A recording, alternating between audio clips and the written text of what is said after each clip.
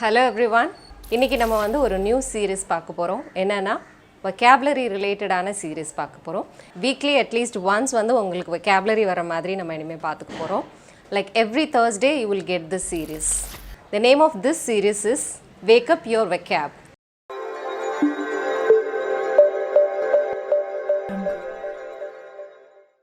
That means wake up your vocabulary.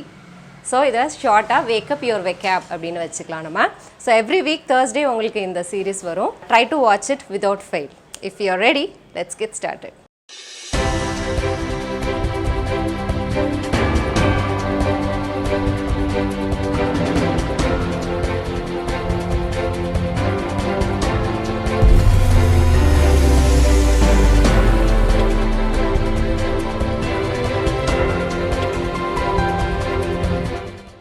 இன்னைக்கு நம்ம பார்க்க போகிறது அனிமல்ஸ் ரிலேட்டடான vocabularies. ஒரு செட் ஆஃப் vocabularies நம்ம பார்க்க போகிறோம்.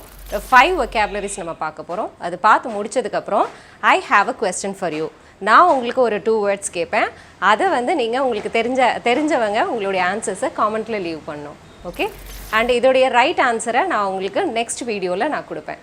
Okay, now let's get started.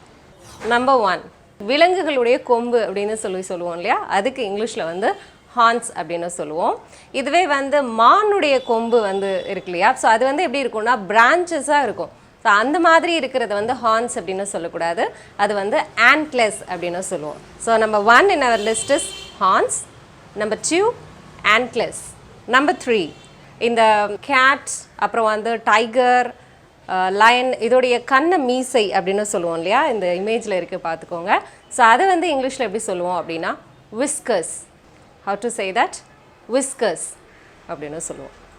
So அதே மாதிரி எலிஃபெண்ட் அப்படின்னு எடுத்துட்டோன்னா அது நம்ம வந்து சொல்லுவோம்ல துதிக்கை அப்படின்னு சொல்லுவோம் இல்லையா. ஸோ யானையுடைய துதிக்கைக்கு வந்து இங்கிலீஷில் வந்து நம்ம என்ன சொல்லுவோம் அப்படின்னா ட்ரங்க் அப்படின்னு சொல்லுவோம். ட்ரங்க். இதுவே யானையுடைய தந்தம் அப்படின்னு சொல்கிறதா இருந்தால் டஸ்க் அப்படின்னு சொல்லணும். Now it's time for malar's tip. இந்த டஸ்க் இருக்குது இல்லையா, ஸோ இந்த வேர்டை வந்து நம்ம அது யானைக்கிட்ட இருக்கிற வரைக்கும் அதை வந்து டஸ்க் அப்படின்னு யூஸ் பண்ணிக்கலாம்.